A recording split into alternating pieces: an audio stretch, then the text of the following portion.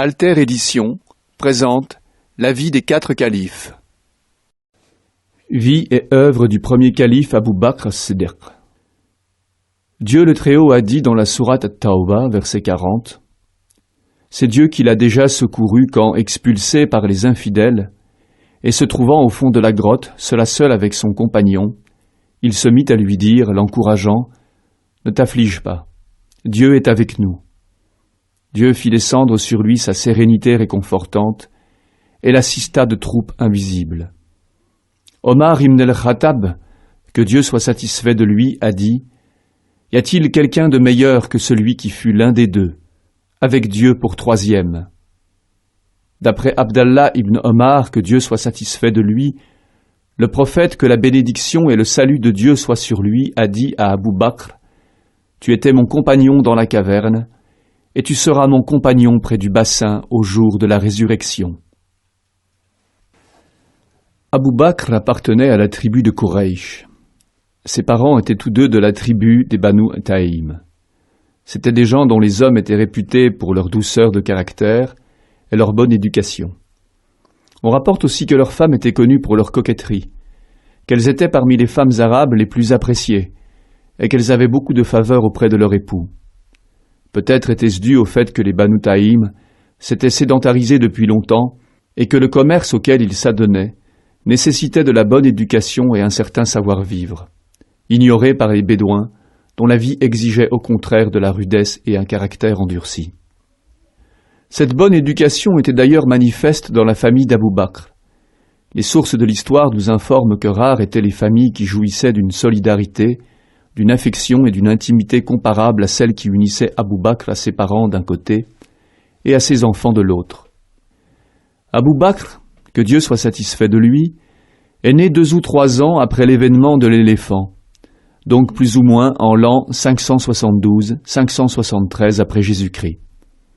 Abu Bakr était de 2 ans et quelques mois plus jeune que le messager de Dieu, que la bénédiction et le salut de Dieu soient sur lui. Il est né à la Mecque, qu'il ne quittait que pour s'adonner au commerce. Dès son jeune âge, il avait la réputation d'être un homme intègre, bon, honnête et loyal. Il faisait partie de ceux que l'on consultait pour les affaires graves touchant à la sécurité de la tribu. Il était très attachant, respecté de tous pour sa générosité, ses bienfaits et le soutien qu'il apportait aux nécessiteux. Sa bonté lui valut de gagner l'estime des gens et d'être l'ami intime du jeune Mohammed al-Amin. Ali ibn Abu Talib, que Dieu soit satisfait de lui, a rapporté qu'Abu Bakr, que Dieu soit satisfait de lui, a été le premier homme musulman. Lorsque le prophète, que la bénédiction et le salut de Dieu soient sur lui, s'est adressé publiquement aux gens dans l'enceinte de la Kaaba, Abu Bakr, ayant eu écho de cet appel, serait alors venu le trouver en lui demandant « Ô Abu al-Qasim, que vient-on de me dire ?» Alors le prophète, que la bénédiction et le salut de Dieu soient sur lui aurait demandé ce qu'on lui avait raconté à son sujet. Abu Bakr lui aurait répondu « On m'a dit que tu appelles à l'unicité de Dieu et que tu prétends être un messager. » Le prophète, que la bénédiction et le salut de Dieu soient sur lui aurait alors dit « Oui, Abu Bakr, le Seigneur a fait de moi celui qui annonce aux gens la bonne nouvelle et a fait de moi l'avertisseur, et il m'a mis sur la voie d'Abraham. Mon message s'adresse à tous les hommes. » Alors Abu Bakr dit au prophète, « Par Dieu, je ne t'ai jamais vu mentir, et certes tu as été créé pour cette mission prophétique, car tu es d'une grande honnêteté, et tu es connu pour maintenir les liens de parenté et pour tes nobles qualités. Tends la main pour que je prête le serment d'allégeance. » Le prophète de Dieu, que la paix et la bénédiction de Dieu soient sur lui, a dit « Quand j'ai invité les gens à embrasser l'islam, tous ont pris un temps de réflexion et d'hésitation, excepté Abu Bakr. Il ne s'est pas retenu et n'a pas hésité. » Ibn Sa'd a rapporté qu'Abu Bakr, que Dieu soit satisfait de lui, avait le teint clair, qu'il était svelte, n'avait pas de larges épaules, que ses cheveux étaient abondants, qu'il avait le front dégagé et qu'il avait le dos légèrement courbé. Ses pieds étaient fins, il était d'une taille plutôt moyenne et avait une apparence agréable. Au service de l'islam. Les savants de l'islam ont rapporté qu'Abu Bakr, que Dieu soit satisfait de lui, a accompagné le prophète tout au long de sa mission et a été omniprésent à ses côtés depuis le jour de son adhésion jusqu'à la mort du messager de Dieu, que la paix et la bénédiction de Dieu soient sur lui. Il ne l'a pas quitté, ni pour un déplacement, ni pour un séjour au loin, excepté lorsque le prophète lui a confié certaines missions, comme par exemple lorsqu'il l'a désigné à la tête des pèlerins musulmans, en l'an 9 de l'Hégire. Abu Bakr a participé aux côtés du messager de Dieu à toutes les batailles. Il a été honoré par le messager de Dieu qui l'a choisi comme unique compagnon lors de son émigration de la Mecque vers Médine. Il a délaissé les siens pour la cause de Dieu et a dépensé toute sa fortune au service de l'islam. Il fut l'un des rares compagnons à rester ferme dans les situations les plus critiques et n'a pas douté un instant de l'appui octroyé par Dieu à son messager lors de la bataille d'Uhud et de la bataille de Hunayn, alors que tout le monde avait pris la fuite. Ali, que Dieu soit satisfait de lui, a rapporté que le messager de Dieu, que la paix et la bénédiction de Dieu soient sur lui avait dit à lui et à Abu Bakr, le jour de la bataille de Badr, « Avec l'un d'entre vous, il y a l'ange Gabriel, et avec l'autre, il y a l'ange Michaël. » Aïcha, que Dieu soit satisfait d'elle, a raconté. Lorsque les compagnons du prophète eurent atteint le nombre de 38 hommes, Abu Bakr insista auprès du prophète pour qu'il proclame en public son message. Le prophète lui fit remarquer que les musulmans étaient encore très peu nombreux, mais il n'a pas cessé d'insister auprès du prophète jusqu'à ce qu'il acceptât. Alors, les musulmans se réfugièrent dans la mosquée auprès de membres de leur clan, et Abu Bakr se leva et prononça un discours dans lequel il appela les Qurayshites à adorer Dieu et à suivre son messager. Aussitôt, ils se jetèrent sur Abu Bakr et le frappèrent durement, presque jusqu'à le défigurer. Abu Bakr fut le premier homme à prêcher pour l'islam. Le message de l'islam rendit les Mécois pleins de haine contre le prophète et les nouveaux convertis. Mohammed, que la paix et la bénédiction de Dieu soient sur lui, se moquait ouvertement de leurs idoles et leur montrait l'erreur dans laquelle ils se cantonnaient en adorant des pierres inertes qu'ils sculptaient de leurs propres mains. La réaction des mécréants de la Mecque, et plus spécialement celle d'un de leurs chefs, Abu Jahl, fut violente. Les persécutions furent cruelles envers les musulmans, surtout envers les esclaves convertis, et ceux qui n'avaient pas d'origine noble ou ne jouissaient pas du soutien d'une tribu puissante ou d'un clan réputé. Ces gens furent les premières victimes des exactions commises par les mécréants. Ils ne pouvaient fuir les tortures, mais refusaient aussi de renier leur foi. On les affamait en les privant de nourriture et d'eau, on les fouettait, on les brûlait au fer, on les faisait coucher sur le sable brûlant, on déposait sur leur poitrine de lourdes pierres. En dépit de ces tortures, Bilal, que Dieu soit satisfait de lui, ne cessait de les défier, en proclamant tout haut son attachement et sa confiance absolue en Dieu. Il disait « Dieu est un, Dieu est un ». Abu Bakr, que Dieu soit satisfait de lui, va mettre la fortune que Dieu lui avait donnée au service de ses frères dans la foi. Il va racheter plusieurs esclaves musulmans et les libérer du joug de l'esclavage et de la torture. Dieu, qu'il soit loué, a dit à son sujet « Un feu flamboyant, dont sera préservé le très pieux, qui donne de son bien pour se purifier, non pas en le faisant en échange de quelques bienfaits reçus, mais uniquement par désir de plaire à son maître le Très-Haut. Celui-là, en vérité, ne sera pas déçu, mais sera comblé. » Surat Al-Layl, versets 17-21. On a rapporté qu'Abu Bakr, lorsqu'il se convertit à l'islam, possédait une fortune évaluée à 40 000 dinars, et qu'il dépensa tout pour la cause de Dieu. Abu Bakr réussit à libérer 7 musulmans qui étaient tous torturés pour avoir adhéré à l'islam. Ibn Hisham a rapporté dans sa sira « Quant à Abu Jahl, s'il entendait dire qu'un tel avait rejoint la nouvelle religion de Mohammed, s'il s'agissait d'un noble et d'un puissant, il lui faisait des reproches et des insultes en le traitant de renégat. Et s'il était commerçant, il lui disait « Par Dieu, nous ferons en sorte que plus personne n'achète tes marchandises, jusqu'à ce qu'elles pourrissent. » Si le converti était un faible sans défense, il le frappait et poussait les autres à agir de la même manière. Le simple fait de vivre à la Mecque était devenu périlleux pour les nouveaux adhérents à l'islam. Dans chaque clan, chaque tribu, il y avait de nouveaux musulmans. Cette situation déclencha une folie meurtrière et un terrible acharnement de la part de Quraysh et de ses alliés à l'encontre du prophète, que la paix et la bénédiction de Dieu soient sur lui, et de ses compagnons. Alors le prophète de Dieu conseilla à ses fidèles de partir en Abyssinie, où, leur dit-il, il y a un roi auprès duquel personne n'est lésé, c'est un pays de vérité, restez-y jusqu'à ce que Dieu rende les choses plus aisées. Les ennuis d'Abou Bakr, que Dieu soit satisfait de lui, n'étaient pas moindres que ceux des autres musulmans, bien qu'il fût membre du conseil des sages de la cité de la Mecque, et que la réputation de ses œuvres philanthropiques dépassait la Mecque elle-même. À son tour, il fut contraint de quitter son pays et demanda la permission du messager de Dieu de pouvoir partir lui aussi en Abyssinie. Il prit le chemin du Yémen pour s'y embarquer dans un port. Lorsqu'il arriva dans la région de Qahra, le chef de l'endroit, Ibn ad-Darhouna, fut étonné et choqué de savoir qu'un homme aussi illustre qu'Abou Bakr se trouvait lui aussi obligé de quitter sa patrie.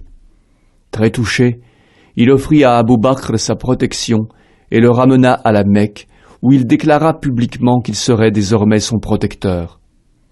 Ce chef de tribu était un allié militaire de Quraysh. C'est pour cette raison que les Qurayshites acceptèrent cette intervention. Après quelque temps, les Mécois firent demander à Ibn ad-Darhouna de dire à son protégé de ne plus réciter le Coran en public, car cela attirait les femmes et les jeunes gens, ainsi que les esclaves de son voisinage. Ibn ad-Darhouna demanda à Abou Bakr de ne pas rendre sa position plus difficile et de cesser son prêche.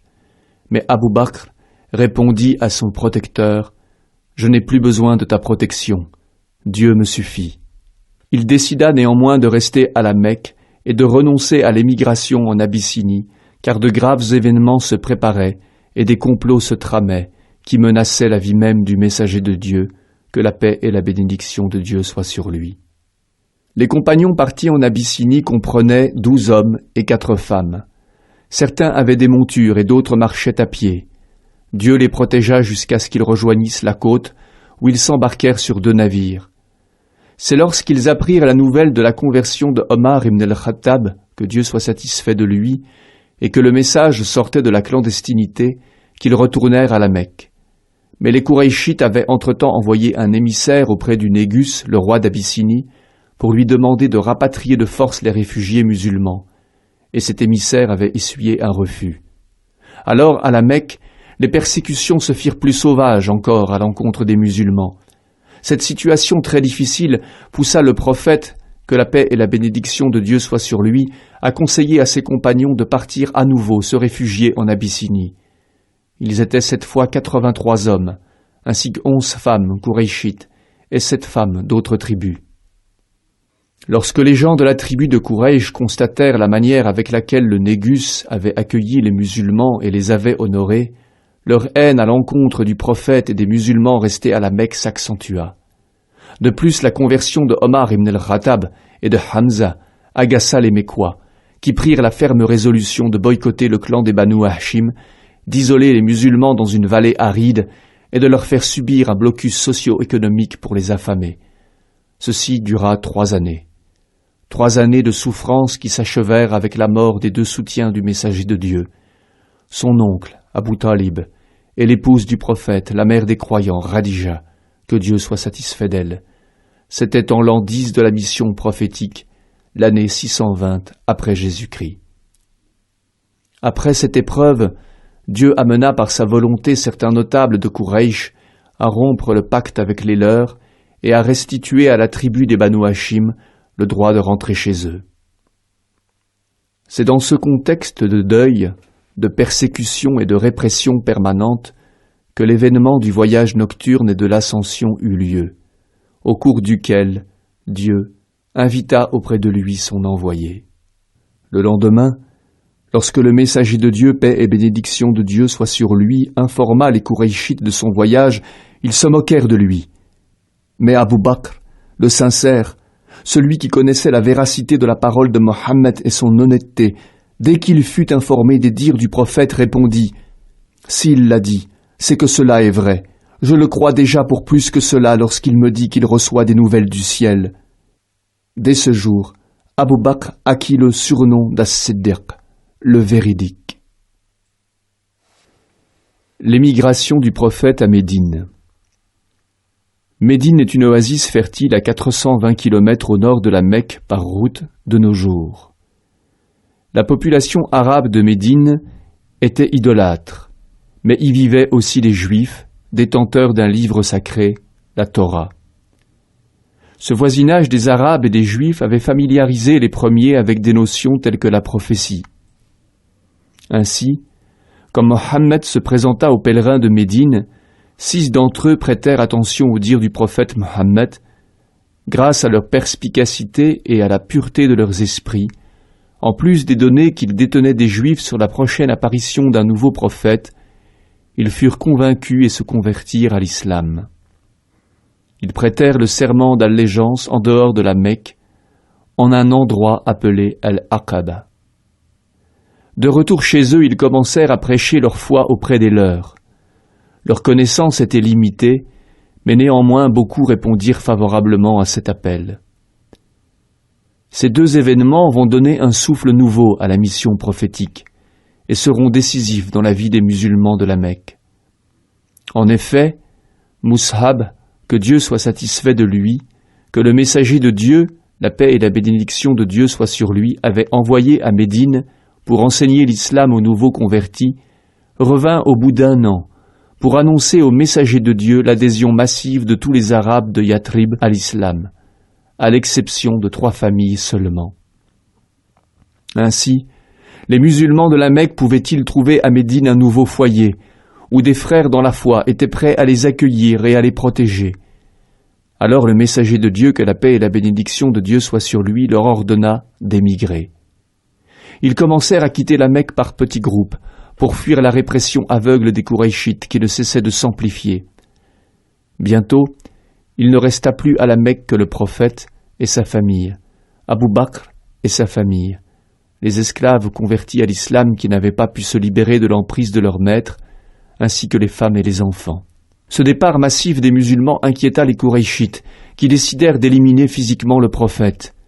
Dieu, gloire à lui, en informa son messager en révélant. Et rappelle-toi, quand les mécréants complotaient contre toi, pour t'assassiner ou te bannir, en vérité ils complotaient, mais Dieu est certes celui qui est le plus capable de mettre en échec leur stratagème. Il n'est plus sur voie que celle de Dieu. Sourate Al-Anfal, verset 30. Lorsque le messager de Dieu, que la paix et la bénédiction de Dieu soient sur lui, sut que les mécréants de la Mecque avaient décidé, et après que Dieu, gloire à lui eut permis d'émigrer à son tour, il contacta Abu Bakr, son ami intime, et lui confia la charge de se doter des provisions nécessaires et de 2 montures. Puis il annonça qu'il serait son compagnon pour ce voyage accompli pour Dieu. La joie d'Abu Bakr fut immense, lui qui avait acheté 2 chamelles et qu'il avait confiées aux soins d'un berger pour les faire paître dans l'attente d'un départ imminent. Dans le dernier tiers de la nuit, le prophète Mohammed, que la paix et la bénédiction de Dieu soient sur lui, sortit de chez lui, à l'insu de ceux qui surveillaient sa maison, et prit la route de Médine, en compagnie de celui qu'il avait choisi pour être son compagnon, Abu Bakr as-Siddiq. Ce fut un voyage rempli de péripéties, durant lequel Abu Bakr fit montre d'un attachement unique en son genre envers la personne du messager de Dieu. Al-Hassan, ibn Abi Hassan al-Basri, a raconté que lorsque le prophète prit le chemin de l'émigration en compagnie d'Abu Bakr, il se réfugia avec son compagnon dans une caverne, le temps de fausser les recherches des Qurayshites. Lorsqu'ils arrivèrent près de la caverne, Abu Bakr se précipita à l'intérieur pour vérifier s'il n'y avait pas d'animal dangereux. Quand Abu Bakr avait pris le chemin avec le messager de Dieu, il avait emmené avec lui tout son argent, 5 ou 6 000 dirhams, pour les mettre au service de l'envoyé de Dieu. Quand le prophète le sut, il lui demanda « Qu'as-tu laissé à ta famille ?» Et Abu Bakr, que Dieu soit satisfait de lui, répondit, avec la conviction de celui dont le cœur est rempli par l'omniprésence divine, « Je leur ai laissé Dieu et son prophète. » Abu Bakr fit preuve d'une affection et d'une attention particulière à l'égard de la personne de l'envoyé de Dieu, que la paix et la bénédiction de Dieu soient sur lui. On a rapporté que tout le long du trajet vers Médine, tantôt il marchait devant le messager de Dieu, de crainte qu'un danger ne surgît devant, et tantôt se rappelant que le danger pouvait surgir de derrière, il se mettait derrière le prophète. L'honneur que le messager de Dieu a accordé à Abu Bakr as-Siddiq était justifié, et Abu Bakr savait que tant d'honneur devait se mériter. C'est pour cette raison qu'il ne faillit pas à sa responsabilité et ne cessa de se montrer tout au long de sa vie à la hauteur de la confiance que lui avait accordée le messager de Dieu, que la paix et la bénédiction de Dieu soient sur lui. Le 12 Safar, en l'an 2 de l'hégire du prophète, que la paix et la bénédiction de Dieu soient sur lui, Dieu révéla. Autorisation est donnée à ceux qui sont attaqués de se défendre, parce qu'ils sont vraiment lésés. Et Dieu est certes capable de les secourir. Ceux qui ont été expulsés de leur demeure sans qu'ils aient commis aucune exaction, simplement pour avoir dit « Dieu est notre Seigneur ». Surat Al-Hajj, versets 39-40. Après 13 années d'infatigables efforts et de prêches auprès des Mécois, l'heure est arrivée d'effacer ces années d'oppression et d'exaction. Au total, le messager de Dieu, que la paix et la bénédiction de Dieu soient sur lui, mena 19 campagnes, sans compter celle de la reprise de la Mecque. Abu Bakr, que Dieu soit satisfait de lui, prit part à toutes ces batailles aux côtés du messager de Dieu. Il y fit preuve de bravoure et de courage. On a rapporté que Ali, que Dieu soit satisfait de lui, demanda un jour à des gens présents dans son assemblée « Dites-moi, quelle est la personne la plus courageuse d'entre tous ?» Ils lui répondirent « C'est toi !» Il dit « C'est vrai. Chaque fois que je me suis trouvé combattre contre quelqu'un, toujours je suis sorti gagnant. Mais cependant, dites-moi qui est l'homme le plus courageux. » Ils répondirent « Nous ne savons pas. » Alors Ali dit « C'est Abu Bakr. » Le jour de la bataille de Badr, nous avions installé pour le messager de Dieu un auvent, pour qu'il fût à l'ombre du soleil, et nous nous demandâmes qui se chargerait de le protéger d'attaques surprises des Qurayshites. C'est Abu Bakr qui se proposa pour cette mission périlleuse. Il se tint à la hauteur du messager de Dieu, tenant son épée à la main, et chaque fois qu'un Qurayshite s'approchait du prophète, il lui tombait dessus. Certes, Abu Bakr est l'homme le plus courageux. Lors de la bataille de Badr, l'un des fils d'Abu Bakr qui n'avait pas adhéré au message de l'islam se battait du côté des Mécois contre les musulmans. Lorsqu'il se convertit par la suite, il dit un jour à son père « Ô père, à Badr, à 2 reprises tu as été à portée de mon épée, mais mon amour filial m'empêcha de te tuer. » Alors Abu Bakr, que Dieu soit satisfait de lui dit « Mon fils, si moi j'avais eu une telle occasion, tu ne t'en serais pas sorti sain et sauf. » Cette fermeté d'Abu Bakr nous montre combien était grande sa fidélité envers Dieu et son messager. Abu Bakr, que Dieu soit satisfait de lui, a pu concrétiser cette qualité qui garantit à l'individu de pouvoir goûter au plaisir immense de la foi. C'est, nous dit le hadith rapporté par Al-Bukhari, que Dieu et son prophète soient plus chers à ton cœur que toute autre chose. Pendant les pourparlers qui aboutirent au traité d'Al-Hudaybiyah, en l'an 6 de l'hégire, Abu Bakr était à côté du prophète. Le porte-parole des Mécois tentait de faire renoncer le messager de Dieu à entrer dans les lieux saints, et lui dit « Par Dieu, je prévois que ces compagnons qui te soutiennent vont te délaisser demain, car si tu savais ce que Quraysh a préparé pour t'empêcher d'y entrer… » Alors Abu Bakr l'insulta, en humiliant leur divinité, et lui répliqua « Crois-tu que nous allons abandonner l'envoyé de Dieu ?» Cette réaction d'Abu Bakr montre à quel degré cet homme réputé pour sa gentillesse savait s'imposer pour défendre l'honneur du prophète, que la paix et la bénédiction de Dieu soient sur lui, et devenait intraitable pour ce qui était de sa conviction. La dernière campagne du prophète fut celle de Tabouk. Elle a opposé les musulmans aux Byzantins. Le messager de Dieu, paix et bénédiction de Dieu soient sur lui, demanda à ses compagnons et aux musulmans en général de s'investir complètement dans cette bataille décisive et d'apporter une aide maximale. Abu Bakr, que Dieu soit satisfait de lui, à son habitude, là encore, excella, et fit preuve d'un sacrifice unique pour la cause de Dieu.